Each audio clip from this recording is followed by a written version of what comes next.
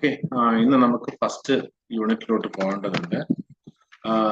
Indian ഈസ്തെറ്റിക്സ് ആണ് introduction. Indian ഈസ്തെറ്റിക്സ് ആണ് introduction. അപ്പൊ നമ്മൾ ഇതുവരെയും പഠിച്ചുകൊണ്ടിരുന്നത് ജസ്റ്റ് ഇൻട്രൊഡക്ടറി പാർട്ട് ആയിരുന്നു. ഇൻട്രൊഡക്ടറി പാർട്ട് മാത്രമാണ് നമ്മൾ ഇതുവരെ പഠിച്ചിട്ടിരുന്നത്. അപ്പോൾ ഇനി നമ്മൾ പഠിക്കാൻ പോകുന്നത് ഫസ്റ്റ് ചാപ്റ്ററിലേക്ക് പോവുകയാണ്. അപ്പൊ നിങ്ങൾക്ക് എഴുതിയെടുക്കാം. Unit 1 Indian aesthetics. Unit 1 Indian Aesthetics and Introduction. Unit 1 Indian Aesthetics and Introduction.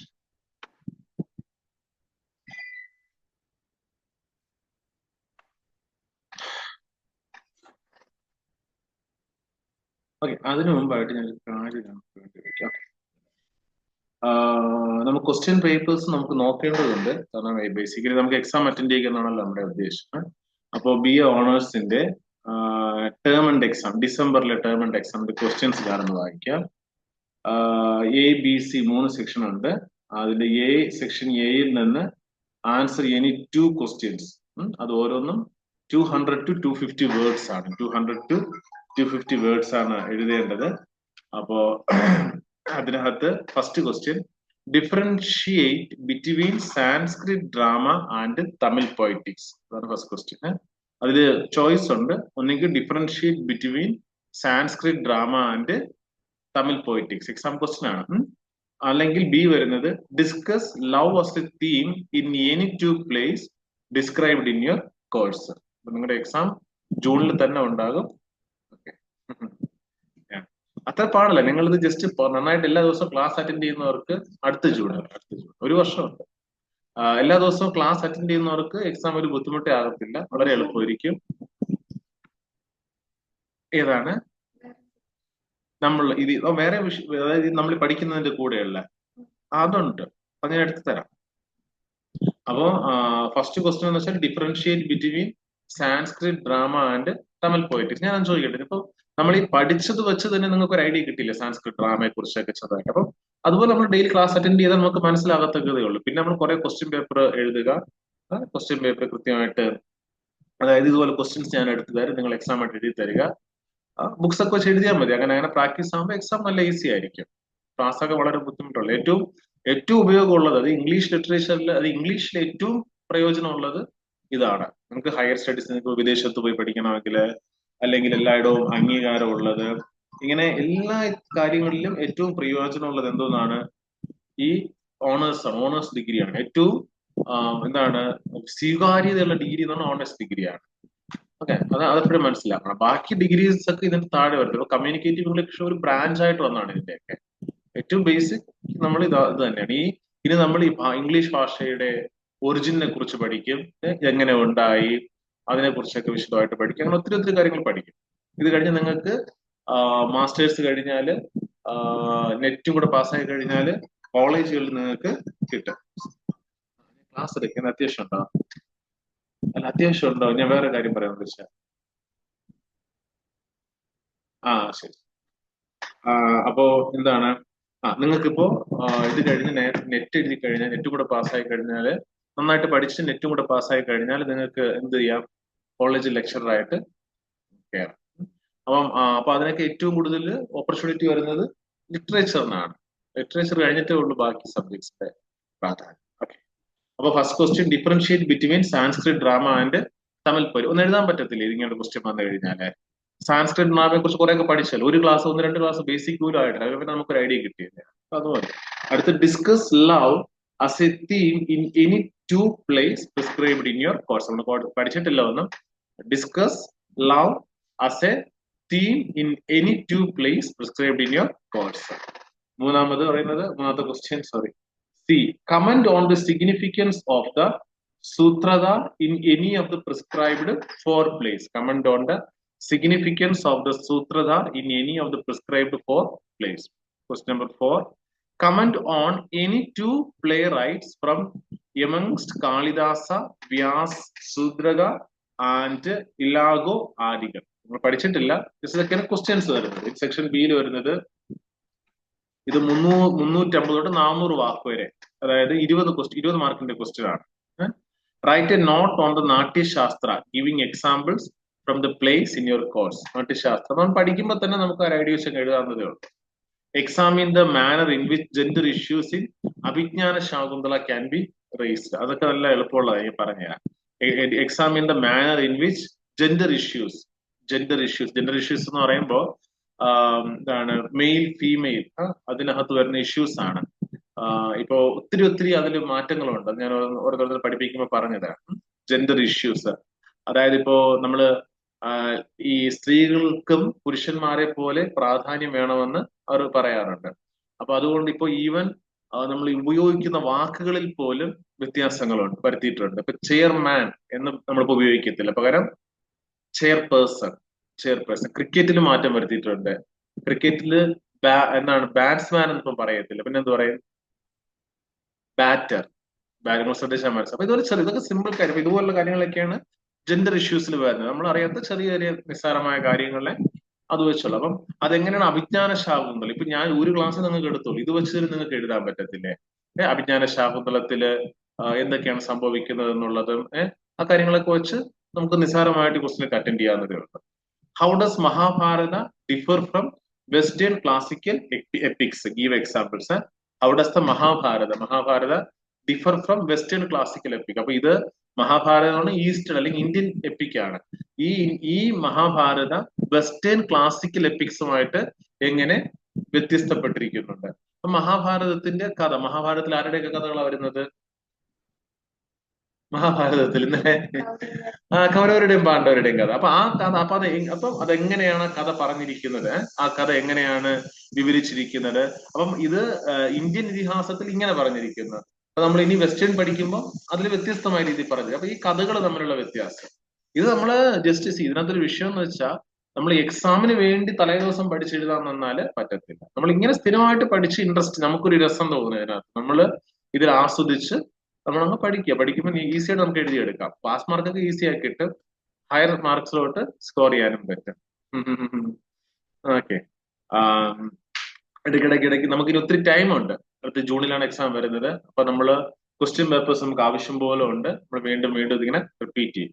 അപ്പൊ മഹാഭാരതം, അപ്പൊ നമുക്ക് മഹാഭാരതത്തിന്റെ കഥയൊക്കെ ഞാൻ ചോദിക്കും. ഇപ്പൊ നാളെയാണ് എക്സാം നടക്കുന്നതെന്ന് വെക്കുക. എന്നാൽ കൂടി നിങ്ങൾക്ക് എന്ത് ചെയ്യാൻ പറ്റും? ഈ മഹാഭാരതയുടെ ഐഡിയ നിങ്ങളുടെ കയ്യിലുണ്ട് അല്ലേ? ഇത് വെച്ച് കുറച്ച് പോയിന്റ്സ് ഉണ്ടെങ്കിൽ നിങ്ങൾക്ക് സുഖമായിട്ട് എഴുതാം. മഹാഭാരതത്തിലെ ഒരു ഇൻസിഡന്റ് എടുക്കുക.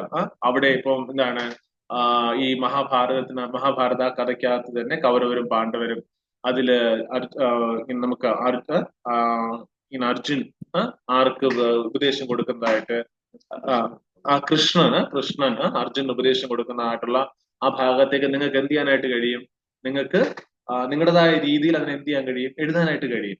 അപ്പം അതെങ്ങനെ സംഭവം ചെറിയ പോയിന്റ്സ് വെച്ച് നമുക്ക് എക്സാമിന് എലാബറേറ്റ് ചെയ്ത് എഴുതാൻ പറ്റും. പിന്നെ എന്താണ് എക്സാമിന്റെ significance of the manner in which Pandavas leave for the forest? നിങ്ങൾ കഥ അറിയാമെങ്കിൽ അത് സിമ്പിൾ ആയിട്ട് എഴുതാം. പാണ്ഡവാസ് എന്തുകൊണ്ടാണ് വനത്തിലേക്ക് പോകാനായിട്ട് വന്നത്? Give two suitable examples from the text. അത് നിങ്ങൾക്ക് അറിയാവുന്ന കഥ തന്നെയാണ്. പിന്നെ would it be right to call Mrichchhakatika a play of hope? അപ്പം ആ മൃച്ഛകതിക എന്നൊരു കഥ നിങ്ങൾ പഠിച്ചാൽ അത് വെച്ച് നിങ്ങൾക്ക് എഴുതാവുന്നതേ ഉള്ളൂ. Would it be right to call Mrichchhakatika a play of hope? ഒരു പ്രതീക്ഷയുടെ നാടകമായിട്ട് നിങ്ങൾക്ക് മൃച്ഛകതികയെ പറയാമോ എന്നാണ് ചോദ്യം. അപ്പൊ ജസ്റ്റ് കഥ അറിയാമെങ്കിൽ തന്നെ നിങ്ങൾക്ക് എന്ത് ചെയ്യാൻ പറ്റും? എക്സാമിന് എഴുതാനായിട്ട് പറ്റും. എക്സാമിൻ സക്കാക്ക as an important character in Mrichchhakatika. അപ്പൊ മൃച്ഛകതികയിലെ ഒരു പ്രധാനപ്പെട്ട ക്യാരക്ടറാണ് സക്കാക്ക. അവരെ കുറിച്ച് എഴുതുക. Give examples from the text. Write a note on the immortalised characters in Silappatikaram. ചിലപ്പതികാരത്തിലെ മരണമില്ലാത്ത ക്യാരക്ടേഴ്സിനെ കുറിച്ച് എഴുതുക. ഒരു ക്വസ്റ്റ്യൻ ഈസി ജയിക്കാൻ പറ്റത്തില്ലേ? ഇവൻ പഠിക്കാതെ തന്നെ നിങ്ങൾക്ക് ഒരു ഐഡിയ കിട്ടിയില്ല എഴുതാൻ പറ്റുമെന്നാണ്. അപ്പൊ ഒരു വർഷം നിങ്ങൾ പഠിക്കുമ്പോൾ നിങ്ങൾക്ക് എന്തുമാത്രം എഴുതാൻ പറ്റും?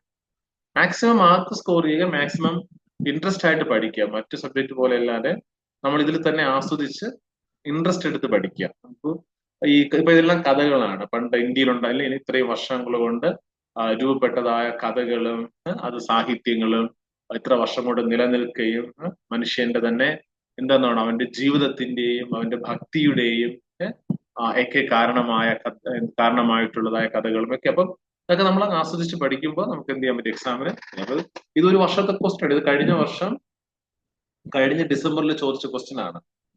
കഴിഞ്ഞ ഡിസംബർ കഴിഞ്ഞിട്ട് എനിക്ക് തോന്നുന്നു ഇപ്പൊ ജൂണിൽ എക്സാം നടന്നിരിക്കും. ജൂണിൽ എക്സാം കഴിഞ്ഞിരിക്കും. ഇനി നിങ്ങൾക്ക് എക്സാം ജൂണിൽ വരത്തുള്ളൂ. പക്ഷെ നിങ്ങൾക്ക് എക്സാം നടക്കുന്നതിന് മുമ്പായിട്ട് ഡിസംബറിൽ വീണ്ടും ഒരു എക്സാം കാണും. അപ്പൊ അങ്ങനെ ഒരു 8-10 വർഷത്തെ ക്വസ്റ്റ്യൻ പേപ്പറോട് റെഫർ ചെയ്ത് കഴിയുമ്പോൾ നല്ല മാർക്സ് നിങ്ങൾക്ക് സ്കോർ ചെയ്യാനായിട്ട് ഇപ്പൊ കുറച്ച് കോൺഫിഡന്റ് തോന്നുന്നില്ലേ? ഡെയിലി പഠിക്കാമെങ്കിൽ ഏറ്റവും എളുപ്പമുള്ള സബ്ജക്റ്റാ.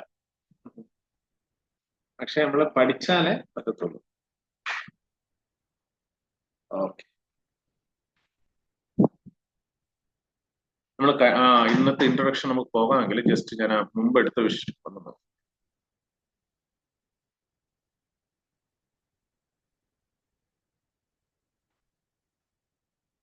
ഓക്കെ, അപ്പൊ നമുക്ക് ബ്ലോക്ക്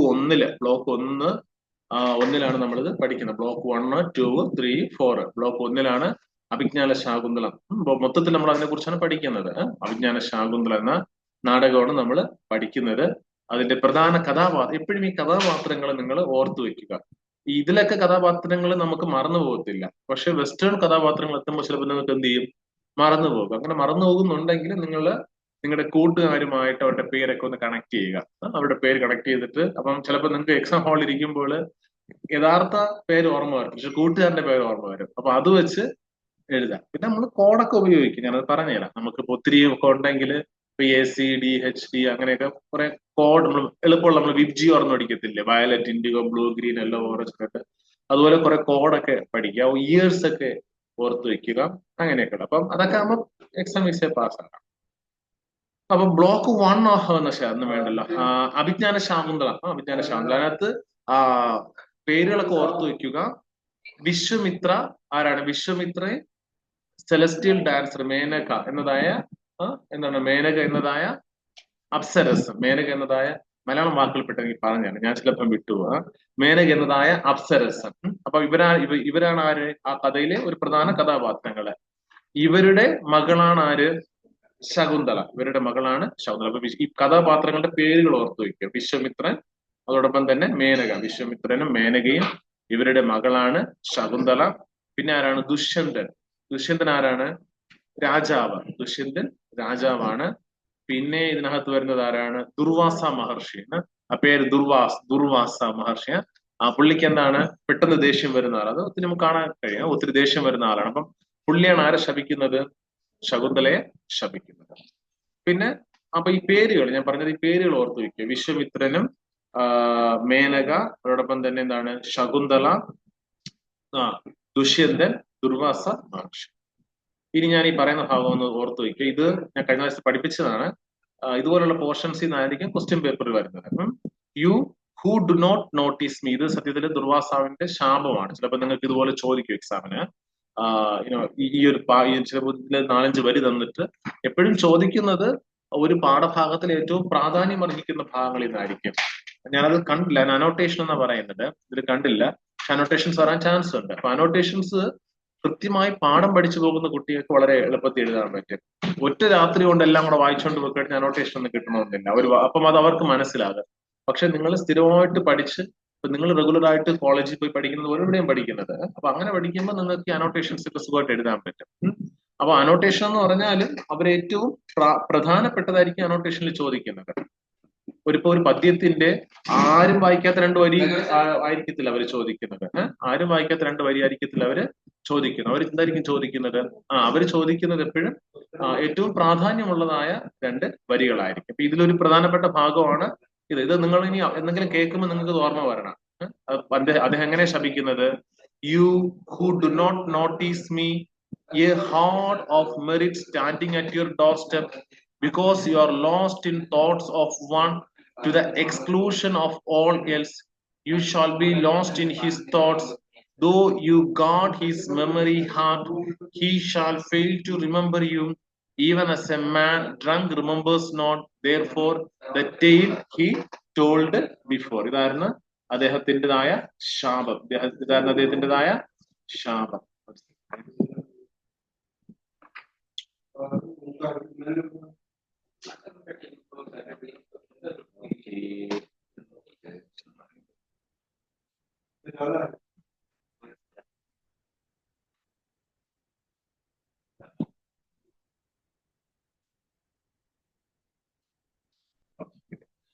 അപ്പോ അതൊന്നാമത് പറയുന്നത് എന്താണ്?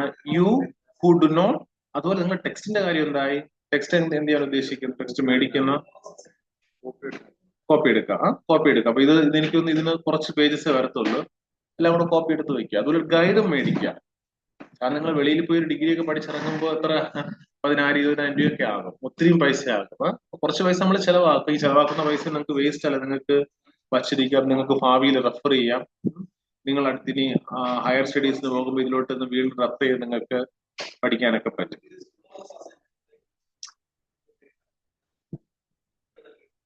You who do not notice me. You എന്ന് പറയുന്ന ആരാണ്? അവര് ശകുന്തളയെ പറയുന്നുണ്ട്. ദുർവാസ മഹർഷി ദേഷ്യം വന്ന് പറയുകയാണ്, you who do not notice me. നീ എന്നെ എന്ത് ചെയ്തില്ല? നീ എന്നെ ശ്രദ്ധിച്ചില്ല.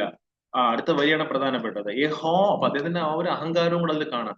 A hoard of merit standing at your door step. എന്താണ് എ ഹോഡ്? എന്ന് പറഞ്ഞാൽ ട്രഷർ, ഒരു വാല്യുബിൾ കളക്ഷൻ. അപ്പൊ എന്താണ്? ഓഫ് മെരിറ്റ്, നന്മയുടെ ഒരു വലിയ ഒരു നിറകുടം നിന്റെ മുമ്പിൽ നിന്നിട്ട് നീ അതിനെ എന്ത് ചെയ്തില്ല? തിരിച്ചറിഞ്ഞില്ല.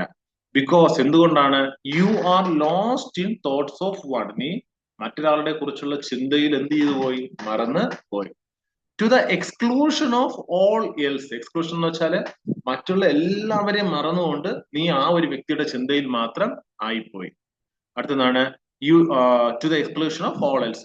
U shall be lost in his thoughts. നീ എന്ത് ചെയ്തു പോകും? പിന്നെ ശപിക്കുകയാണ്. You shall be lost in his thoughts. നീ അവന്റെ ചിന്തയിൽ എന്ത് ചെയ്തു പോകും? മതിമറന്ന് പോകും. അല്ലെ അവന്റെ ചിന്തയിലോട്ട് പൂർണ്ണമായിട്ട് നീ ആയിപ്പോകും. നീ അല്ലെങ്കിൽ അവന്റെ ചിന്തയിൽ ട്രാപ്ഡ് ആയിപ്പോകും. നിനക്ക് മറ്റൊന്ന് ചിന്തിക്കാൻ കഴിയാതും വേണം, മറക്കാൻ കഴിയാതും വേണം. നീ എന്താണ് എന്താണ് വിരഹതയിൽ, പ്രേമ വിരഹത എന്ന് പറയുമല്ലോ. എന്താണ്? നിരാശയല്ല, വിരഹം. ആ പ്രേമത്തിലോട്ട് നീ എന്തായിപ്പോകും? അകപ്പെട്ടു പോകും. Though you goad his memory hard. പക്ഷെ നീ എന്ത് ചെയ്യാൻ ശ്രമിച്ചാലും നീ ഗോഡ് എന്ന് വെച്ചാൽ GOAD. ഗോഡ് എന്ന് വെച്ചാൽ പ്രൊവോക്ക് ആണ്. നിങ്ങൾ എഴുതിയെടുത്തോ. God, GOAD. ഗോഡ് എന്ന് വെച്ചാൽ provoke. U God provoke, GOAD, provoke, PROVOKE. Do you God. നീ പ്രൊവോക്ക് ചെയ്യാൻ ശ്രമിച്ചാലും നീ അതെന്താണ്? നീ എന്താണ്? വളരെ ശക്തിയോടെ, അല്ലെങ്കിൽ നീ ഓർമ്മകളിൽ അവനിലേക്ക് നിന്റെ ഓർമ്മകളെ കൊണ്ടുവരാനായിട്ട് എത്ര ശ്രമിച്ചാലും he shall fail to remember you. അവൻ എന്ത് ചെയ്യത്തില്ല? നിന്നെ ഓർമ്മിക്കത്തില്ല. പിന്നെന്താണ്? അതെങ്ങനെയാണ്? Even as a drunk man remembers not their after the tale he told before. ഒരു കുടിയനായ വ്യക്തി താൻ പറഞ്ഞ കഥ പിന്നെ ഓർക്കാത്തതുപോലെ നീ എന്തൊക്കെയാണ് സംഭവിച്ചത് എന്നുള്ള ഒരു കാര്യങ്ങളും എന്ത് ചെയ്യത്തില്ല? അദ്ദേഹം ഓർക്കുകയില്ലെന്നാണ് പറയുന്നത്. അടുത്തെന്താ സംഭവിക്കുന്നത്? When the girls at the Hermitage. When the girls, അവിടെ ഉണ്ടായിരുന്നതായ കുട്ടികൾ എന്ന് പറഞ്ഞ ആരാണ്? ഈ ശകുന്തളയുടെ കൂടെ അവളുടെ തോഴിമാരുണ്ട് അല്ലേ? അപ്പൊ അവരെന്ത് ചെയ്തു? At the Hermitage plead with him. അപ്പോ ആ തപോവനത്തിലുള്ള മറ്റു പെൺകുട്ടികളെല്ലാം കൂടെ അദ്ദേഹത്തോട് എന്ത് ചെയ്യണം? പ്ലീഡ് എന്ന് വെച്ചാല് അദ്ദേഹത്തോട് അദ്ദേഹത്തോട് അപേക്ഷിക്കുകയാണ്. അപ്പൊ അങ്ങനെ അപേക്ഷിച്ചു കഴിഞ്ഞപ്പോൾ അദ്ദേഹം എന്ത് ചെയ്തു? He modifies his കഴ്സ്. താൻ കൊടുത്ത ശാപത്തെ പൂർണ്ണമായും ശാപത്തെ മാറ്റിക്കളയുന്നില്ല. ആ ശാപത്തിനൊരു പരിഹാരം കൂടെ കൊടുക്കുകയാണ്. എന്നിട്ട് എന്താണ് ആ പരിഹാരം കൊടുക്കുന്നത്? And tells. അദ്ദേഹം ആ ശാപത്തിന് ഒരു പരിഹാരവും കൂടെ അദ്ദേഹം കൊടുക്കുകയാണ്. And tells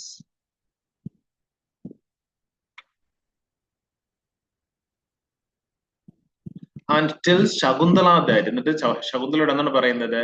that the king will remember Har. രാജാവ് നിന്നെ ഓർക്കും. ഇപ്പോൾ ഓർക്കും? വെൻ ഹി സീസ് ദ റിംഗ്. നിന്റെ കയ്യിലുള്ള മോതിരത്തെ കാണുമ്പോൾ രാജാവ് നിന്നെ ഓർക്കും. ഇന്നെവിറ്റബിളി എൻട്രൂ ടു ദ പാലസ്. എന്നാല് ആ കൊട്ടാരത്തിലേക്ക് പോകുന്ന സമയത്ത് ശകുന്തള ലോസസ് ദ റിംഗ്. ശകുന്തളയിൽ നിന്ന് എന്ത് ചെയ്തു പോകുന്നു? ആ മോതിരം നഷ്ടപ്പെട്ടു പോകുന്നു. It false of her finger. അത് അവളുടെ കയ്യിൽ നിന്ന് താഴെ വീഴുന്നു. ആൻഡ് ഈ സോളോഡ് ബൈ എ ഫിഷ്. അത് എന്തിലേക്ക് പോകുന്നു? ഒരു മീൻ അതിനെടുത്ത് വിഴുങ്ങുന്നു. Which is caught and later gutted by a fisherman who finds the ring and wears it. എന്താ സംഭവിക്കുന്നത്? വിച്ച് ഈസ് കോട്ട്, അത് എന്ത് ചെയ്യുന്നുണ്ട്? And later gutted by a fisherman.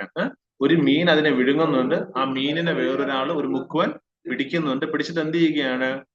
പിടിച്ചിട്ട് ഗട്ടഡ് ബൈ എ ഫിഷർമാൻ, അതിനെ മീനിനെ പിടിച്ചിട്ട് കൊന്ന് എന്ത് ചെയ്യണില്ല, വലിച്ചു വെളിയിട്ടപ്പോൾ who finds the ring and wears it, അദ്ദേഹം അതിന്റെ ശരീരത്തിനകത്ത് എന്ത് കിടക്കുന്നത് കണ്ടു? ഒരു മോതിരം കിടക്കുന്നത് കണ്ട് അദ്ദേഹം എടുത്ത് അതിനെ ധരിച്ചു.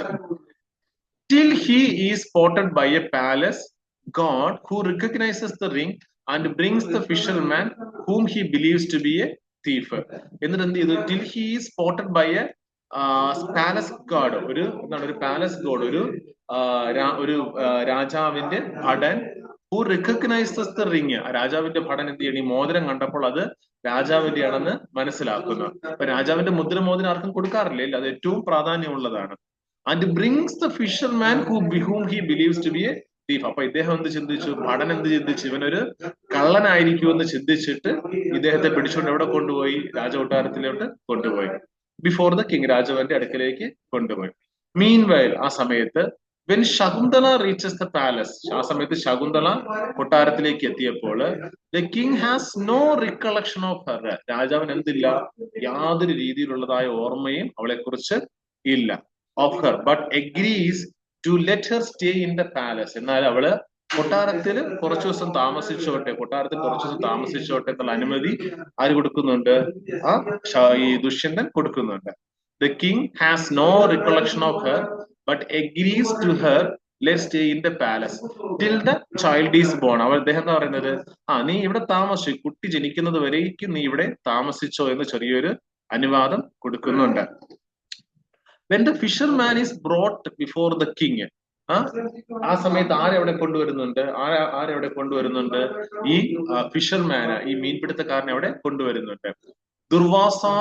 ദുർവാസ ഋഷീസ് കഴ്സ് ഈസ് ലിഫ്റ്റഡ്, ആ സമയത്ത് ദുർവാസ മഹർഷിയുടെ ശാപം മാറ്റപ്പെടുന്നു. ആൻഡ് ഹി റിമെമ്പേഴ്സ് ശകുന്തള, അദ്ദേഹം ശകുന്തളയെ ഓർക്കുന്നു.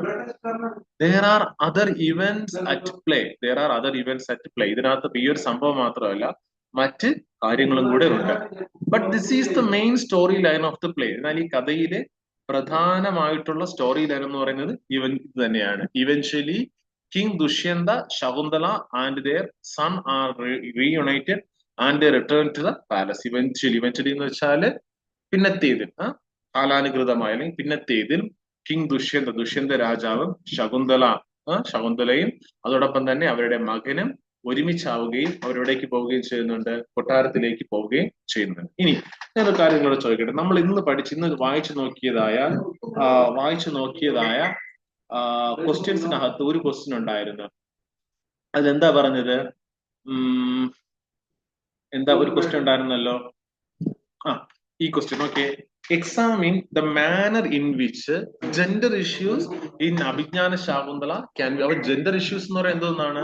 സ്ത്രീകൾ അഭിമുഖീകരിക്കുന്ന, അപ്പൊ ജെൻഡർ അതായത് പുരുഷനും സ്ത്രീയും, ജെൻഡർ എന്ന് പറഞ്ഞാൽ പുരുഷനും സ്ത്രീയും. അപ്പൊ പുരുഷനും സ്ത്രീയും അഭിമുഖീകരിക്കുന്ന പ്രശ്നങ്ങൾ എന്തൊക്കെയാണെന്നാണ് ജെൻഡറിൽ വരുന്നത്. അപ്പം ഈ ഒരു കഥയില് ഏതൊക്കെ രീതിയിലുള്ളതായ പ്രശ്നങ്ങളാണ് പുരുഷന് സ്ത്രീ അഭിമുഖീകരിക്കുന്നത്? അതായത് ഇവിടെ നമ്മൾ ചോദിക്കുന്നതെന്ന് പറഞ്ഞാൽ ശകുന്തള എന്തെല്ലാം പ്രശ്നങ്ങളാണ് അവൾ ഒരു സ്ത്രീ ആയതുകൊണ്ട് അഭിമുഖീകരിക്കുന്നത്? അപ്പൊ നമുക്ക് ആൻസർ ചെയ്യാൻ പറ്റത്തില്ലേ? നിങ്ങൾക്ക് എഴുതാൻ പറ്റത്തില്ലേ? ശകുന്തള ഒരു സ്ത്രീ ആയതുകൊണ്ട് എന്തെല്ലാം പ്രശ്നങ്ങൾ അഭിമുഖീകരിക്കുന്നത് എന്നുള്ള കാര്യം എഴുതാൻ പറ്റത്തില്ലേ? കാരണം അവൾ എന്ത് ചെയ്യുന്നുണ്ട്? അവളൊരു സ്ത്രീ ആയതുകൊണ്ട് അവൾക്കിപ്പം ഒരു പുരുഷനായിരുന്നെങ്കിൽ ഇത്രയും ബുദ്ധിമുട്ട് ശകുന്തളയ്ക്ക് ഉണ്ടാകത്തില്ലായിരുന്നു അല്ലേ? അപ്പൊ അവളൊരു സ്ത്രീ ആയതുകൊണ്ട് ഇന്ന കാര്യങ്ങൾ അവൾ ഗർഭവതിയായ ശേഷം ആ കുഞ്ഞിനെയുമായിട്ടൂടെ വരേണ്ടി വരുന്നത്, രാജാവ് അവളെ തിരിച്ചറിയുന്നില്ല, ശാപം. അപ്പം ഇതൊക്കെയാണ് ക്വസ്റ്റ്യൻ. അപ്പൊ ഇത്രയും സിമ്പിൾ ആയിട്ട് ക്വസ്റ്റ്യൻ നിങ്ങൾക്ക് എന്ത് ചെയ്യാൻ പറ്റും? ആൻസർ ചെയ്യാനായിട്ട് പറ്റും. ഇതൊന്ന് വിശദമായിട്ട് പഠിച്ചെഴുതി കഴിഞ്ഞാൽ ഫുൾ മാർക്ക് കിട്ടും. നിങ്ങൾ എഴുതുന്ന ടൈമിൽ നിങ്ങൾക്ക് എന്തൊക്കെ എഴുതാം? ഞാൻ എപ്പോഴും പറയുന്ന കാര്യങ്ങളെല്ലാം നിങ്ങൾക്ക് ഇതിനകത്ത് ഉൾപ്പെടുത്താം. എന്തൊക്കെയാണ് കാര്യങ്ങള്? ഇത് മാത്രമല്ല, ഇപ്പോ നിങ്ങൾക്ക് വേണമെങ്കിൽ ഞാൻ ഇന്നലെ പറഞ്ഞത് സ്മൃതി, ശ്രുതി, അപ്പം ഇത് ഏതിനകത്താ വരുന്നത്? ഇത് ശ്രുതിക്കകത്താണോ സ്മൃതിക്കകത്താണോ വരുന്നത്? അതോടൊപ്പം തന്നെ കുറച്ച് കോണ്ടെക്സ്റ്റ്, അങ്ങ് കുറെ കാര്യങ്ങളും കൂടെ എടുത്ത് എഴുതുമ്പോൾ വായിക്കുന്ന അധ്യാപകൻ എന്ത് മനസ്സിലാവും? നിങ്ങൾക്ക് ഒത്തിരി അറിവുണ്ടെന്ന് മനസ്സിലാവുകയും നിങ്ങൾക്ക് മാക്സിമം മാർക്ക് തരികയും ചെയ്യും. ഇപ്പം ഒരു പേപ്പർ നോക്കുന്ന ഒരാൾക്ക് നിങ്ങൾ ഇതെല്ലാം എഴുതുകയാണ്, ഇപ്പൊ ഇങ്ങനെ ചെറിയ ഡാറ്റകളൊക്കെ എഴുതി, നിങ്ങൾക്ക് അതൊക്കെ അറിയാവുന്ന കാര്യങ്ങളല്ലേ. അപ്പം അതും കൂടി നിങ്ങൾ ഇതിനകത്തോട്ട് ഉൾപ്പെടുത്തുമ്പോൾ കൂടുതൽ മാർക്ക് നിങ്ങൾക്ക് ലഭിക്കുന്നതിനിടയായിത്തീരും. So let's now go through the units in this block. നമ്മൾ ഇനി എന്താ ചെയ്യാൻ പോകുന്നത്? ഇതൊരു ബ്ലോക്ക് ആണ്, ഇത് ഒറ്റ കൃതിയാണ്, ഒറ്റ കൃതിയെ ഫുൾ ബ്ലോക്ക് ആണ്, ഒറ്റ ടെക്സ്റ്റ് ബുക്ക് ആയിട്ട് തന്നിരിക്കുകയാണ്. ഇതിനെ നമ്മൾ ഓരോരോ യൂണിറ്റ് ആയിട്ട് പഠിക്കാനായിട്ട് പോവുകയാണ്. For a better understanding of the play, ഈ കഥ ഒന്ന് വ്യക്തമായിട്ട് മനസ്സിലാകുന്നതിന് വേണ്ടി നമ്മൾ let's now go through the units in this block for a better understanding of the play. ഈ കഥ ഒന്ന് മനസ്സിലാക്കാനായിട്ട് നമുക്ക് ഓരോ യൂണിറ്റുകളായിട്ട് പോകാം. അപ്പൊ ഒറ്റ ബ്ലോക്കാണ്, ഒരു ബുക്ക് എന്ന് പറയുന്ന ഒറ്റ ബ്ലോക്കാണ്. അതിനകത്ത് എനിക്ക് 4-5 യൂണിറ്റ് ഉണ്ട്. The cultural ethos of a long time. Cultural അതായത് എന്താണ് കൾച്ചർ എന്ന് പറഞ്ഞാൽ സംസ്കാരത്തിന്റെ മൂല്യങ്ങൾ. ഓഫ് എ ലോങ് ടൈം, ഒത്തിരി കാലങ്ങൾ കൊണ്ടുള്ളതായ സംസ്കാരത്തിന്റെ മൂല്യങ്ങളും that may have existed in the world of myths and our collective imagination. അത് എവിടേക്ക് നിലനിന്നിരുന്നതാകാം? നമ്മുടെ സങ്കല്പങ്ങളിലും അതോടൊപ്പം തന്നെ കഥകളിലുമൊക്കെ നിലനിന്നിരുന്നതായ നമ്മുടെ എന്താണ് സംസ്കാരത്തിന്റെ മൂല്യങ്ങൾ, നമ്മുടെ സംസ്കാരത്തിന്റെ ഇതൊന്നും എല്ലാം നിങ്ങൾ മനസ്സിലായാലും ഒന്നും പേടിക്കേണ്ട കാര്യമില്ല. എക്സാം പോയിന്റ് ഓഫ് വ്യൂവിൽ നിങ്ങൾക്ക് എഴുതാൻ പറ്റണം, പിന്നെ കാര്യങ്ങൾ നിങ്ങൾ അണ്ടർസ്റ്റാൻഡിങ് ചെയ്യണം, അത്രേ ഉള്ളൂ. അല്ലാതെ ഞാൻ പറയുന്ന കാര്യങ്ങളെല്ലാം നിങ്ങൾക്ക് മനസ്സിലാവണോ അങ്ങനെ ആയാലും പറഞ്ഞ് പേടിക്കേണ്ടതുമില്ല. നമ്മള് സ്ഥിരമായിട്ട് പഠിച്ചു വരുമ്പോഴേ അതൊക്കെ മനസ്സിലാകുക. അപ്പം ഇതിനടുത്ത് നിങ്ങളൊരു കാര്യം ആവശ്യപ്പെടുന്നത്, do read the translated text before you start reading the units. എന്ത് ചെയ്യുക? നിങ്ങൾ do read the translated text before you start reading the units. ഈ പുസ്തകം വായിക്കുന്നതിന് മുമ്പായിട്ട് നിങ്ങൾക്ക് ഒരു സബായിട്ടുള്ള ഒരു ബുക്ക് കൂടെ വായിക്കാനായിട്ട് പറയുന്നുണ്ട്. പറ്റുമെങ്കിൽ നിങ്ങൾ വായിക്കുക. അതെന്ന് വെച്ചാൽ you are expected to read Kalidasa's Abhijnana Shakuntala translated by Chandrarajan. Chandrarajan എന്നൊരു വ്യക്തി എഴുതിയതായ ട്രാൻസ്ലേറ്റ് ചെയ്തതായ അഭിജ്ഞാന ശാകുന്തളം വായിക്കാനാണ് പറയുന്നത്. നിങ്ങൾ പറ്റുമെങ്കിൽ അത് വായിക്കുക. അപ്പൊ നമുക്ക് കുറച്ചുകൂടി അണ്ടർസ്റ്റാൻഡിങ് കിട്ടും. നമ്മള് ഫസ്റ്റ് ചാപ്റ്ററിലോട്ട് പോവുകയാണെ. ഇന്ത്യൻ ഈസ്തെറ്റിക്സ് ആണ് ഇൻട്രൊഡക്ഷൻ. ഇന്ത്യൻ ഈസ്തെറ്റിക്സ് ആണ് ഇൻട്രൊഡക്ഷൻ. എന്നാൽ ഈസ്തെറ്റിക്സ് എന്ന വാക്കിന്റെ അർത്ഥമാണ് ഈസ്തെറ്റിക്സ് സൗന്ദര്യ ശാസ്ത്രം. ഈസ്തെറ്റിക്സ് എന്ന് വെച്ചാൽ എന്താണ്? സൗന്ദര്യ ശാസ്ത്രം. അതായത് നമ്മുടെ ഭാരതത്തിന്റെ സൗന്ദര്യ ശാസ്ത്രം. അപ്പൊ ഈസ്തെറ്റിക്സ് എന്ന വാക്ക് വേണമെങ്കിൽ നിങ്ങൾ എഴുതിക്കോ. ഈസ്തെറ്റിക്സിന്റെ സ്പെല്ലിങ്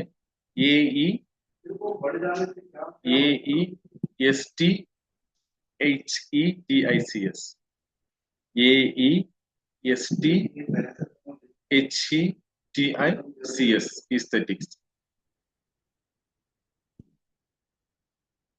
ഈസ്തെറ്റിക്സ്. ഈസ്തെറ്റിക്സ് എന്ന് വെച്ചാൽ എന്താണ്? അതിന്റെ ഇതെന്ന് വെച്ചാല് philosophy or sense of beauty. Philosophy or sense of beauty. Philosophy or sense of beauty, especially in art,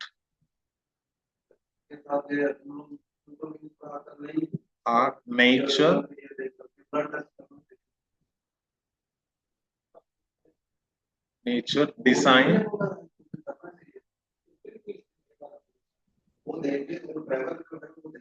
design, or expression. അപ്പൊ ഈസ്തെറ്റിക്സ് എന്താണ്?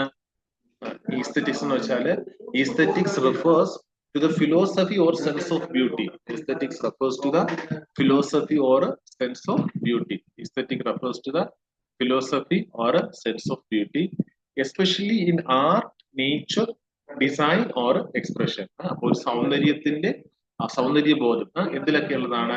കലയിൽ, കലയിലുള്ളത്, പ്രകൃതി, നേച്ചർ, പ്രകൃതിയിലുള്ളത്, ഡിസൈനിങ്ങിലുള്ളത്, എക്സ്പ്രഷൻ എന്ന് വെച്ചാൽ നമ്മുടെ വിവരണങ്ങളിലുള്ളത്. ഇതിലൊക്കെ ഉള്ളതായ സൗന്ദര്യത്തെയാണ് എന്തിൽ സൂചിപ്പിക്കുന്നത്? ഈസ്തെറ്റിക്സിൽ സൂചിപ്പിക്കുന്നത്. അപ്പൊ ഈസ്തെറ്റിക്സ് സൂചിപ്പിക്കുന്നത് to the philosophy or sense of beauty, especially in art, nature, design or expression. So ഈ ഒരു ക്വസ്റ്റ്യൻ നിങ്ങൾക്ക് ചോദിക്കുമ്പോൾ ഈസ്തെറ്റിക്സ് എന്നൊക്കെ ചോദിക്കുമ്പോൾ നിങ്ങൾക്ക് ഈ ഡെഫിനിഷൻ അങ്ങ് എഴുതാം. എഴുതുമ്പോൾ നിങ്ങൾക്ക് അത്രയും മാർക്ക് കിട്ടും. എളുപ്പമല്ലേ? Aesthetics refers to the philosophy or sense of beauty. Aesthetic refers to the philosophy or sense of beauty, especially in art, nature, design or expression. ഇപ്പം ആർട്ട് കലകളിലുള്ളത്, നേച്ചർ പ്രകൃതിയിലുള്ളത്, ഡിസൈനുകളിലുള്ളത്, എക്സ്പ്രഷൻ നമ്മൾ എക്സ്പ്രസ് ചെയ്യുന്നതിലുള്ളത്, ഇതിലൊക്കെ ഉള്ളതായ സൗന്ദര്യത്തെയാണ് ഈസ്തെറ്റിക്സിൽ പറയുന്നത്. അപ്പൊ ആ ഒരു കാര്യം മനസ്സിലായല്ലോ. അപ്പൊ ഇന്ത്യൻ ഈസ്തെറ്റിക്സ് ആണ് നമ്മുടെ ആദ്യം വരുന്നത്. ഇന്ത്യൻ ഈസ്തെറ്റിക്സ് ആണ് ഇൻട്രൊഡക്ഷൻ. ഇന്ത്യൻ സൗന്ദര്യബോധം, ഇന്ത്യൻ സൗന്ദര്യബോധം അതിന്റെ ഒരു ആമുഖം, ഇന്ത്യൻ സൗന്ദര്യബോധം അതിന്റെ ഒരു ആമുഖം. ഇൻ ദിസ് യൂണിറ്റ്, ഈ പാഠത്തിൽ ഇതടുത്ത് നമ്മൾ പ്രധാനപ്പെട്ട യൂണിറ്റ് ആണ്, ഫസ്റ്റ് യൂണിറ്റ് ആണ്. In this unit we will look at drama. നമ്മൾ ഡ്രാമയാണ് നമ്മൾ പഠിക്കാൻ പോകുന്നത്. നമ്മൾ ഡ്രാമയാണ് പഠിക്കാൻ പോകുന്നത്. സ്പെസിഫിക്കലി പ്രത്യേകമായിട്ടും ക്ലാസിക്കൽ ഇന്ത്യൻ ഡ്രാമ. അപ്പൊ ഡ്രാമ തന്നെ പല കാലഘട്ടങ്ങളിൽ പലതായിട്ടുണ്ട്.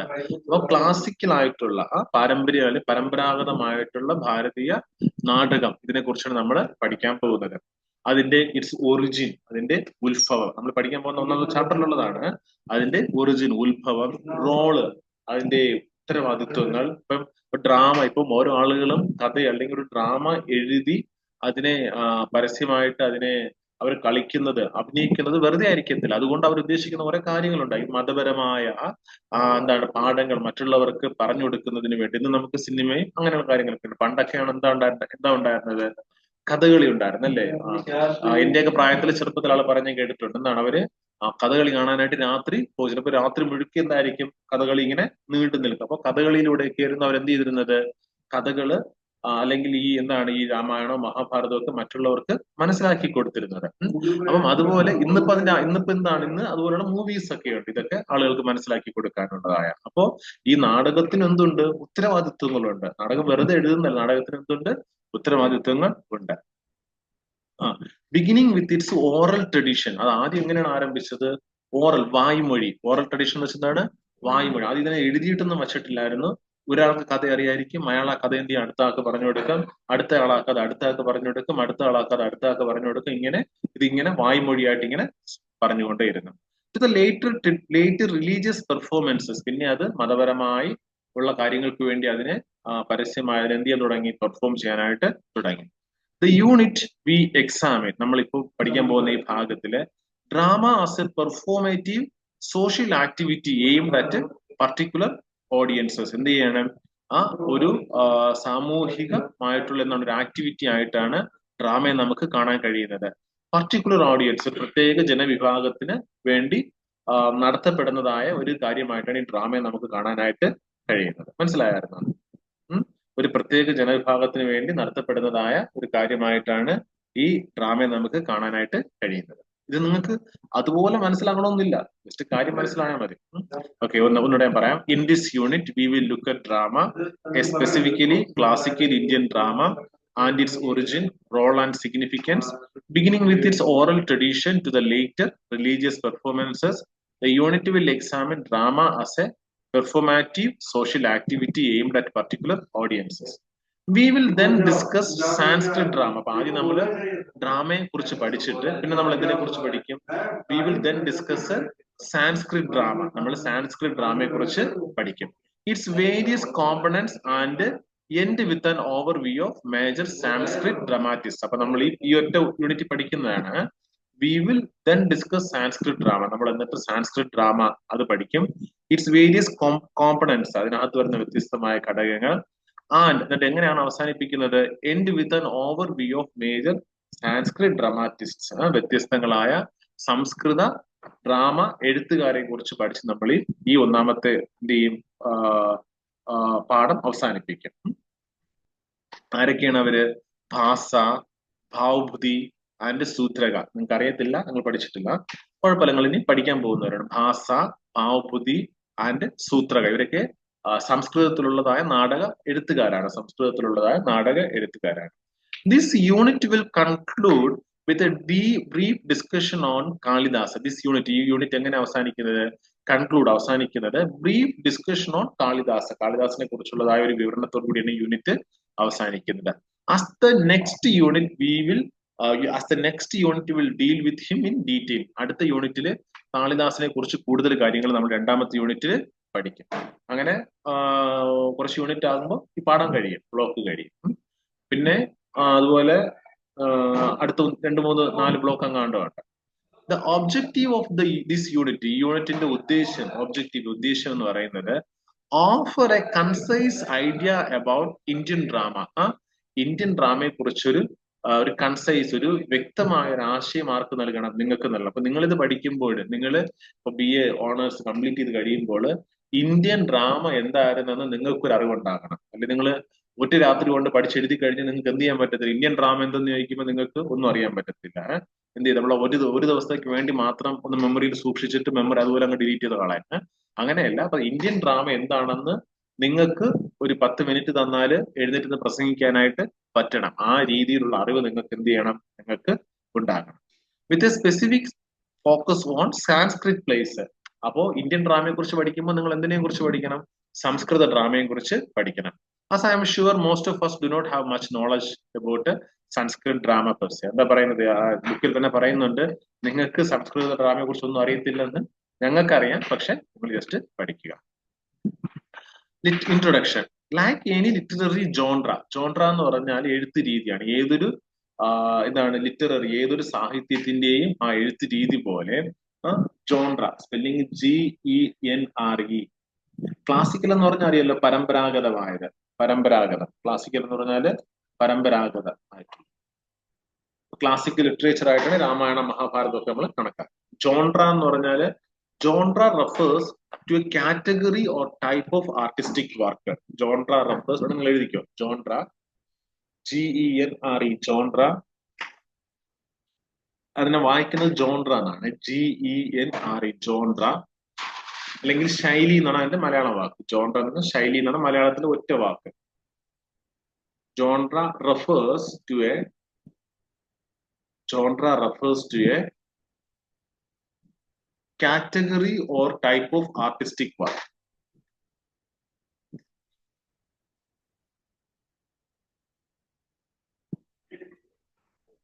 Genre refers to a category or type of artistic work.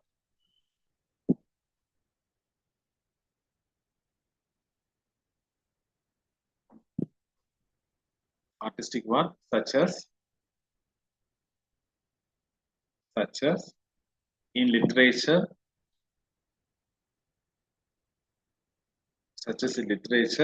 music, film, or art.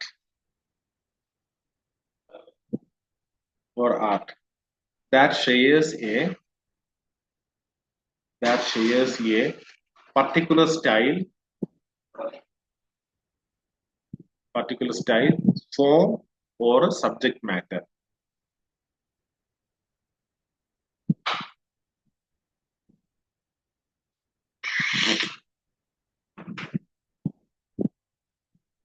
ഇപ്പോ നിങ്ങൾ സിനിമകൾ എടുക്കുമ്പോൾ എന്തുകൊണ്ട് ചില സിനിമകൾ എന്താണ്, ക്രൈം ത്രില്ലേഴ്സ് ഉണ്ട് അല്ലെ? ക്രൈം ത്രില്ലേഴ്സ് ചിലർക്ക് അത് കാണാനാണ് ഭയങ്കരമായിട്ടുള്ള ഇഷ്ടമുള്ളത്. അതുപോലെ എന്തുണ്ട്, വേറെ എന്തൊക്കെയുണ്ട്? ഫാമിലി മൂവീസ് ഉണ്ട്. ഉദാഹരണം പറയണം, ഫാമിലി മൂവീസ് ഉണ്ട്, ക്രൈം ത്രില്ലേഴ്സ് ഉണ്ട്, കോമഡി ഉണ്ട്, ട്രാജഡി ഉണ്ട്.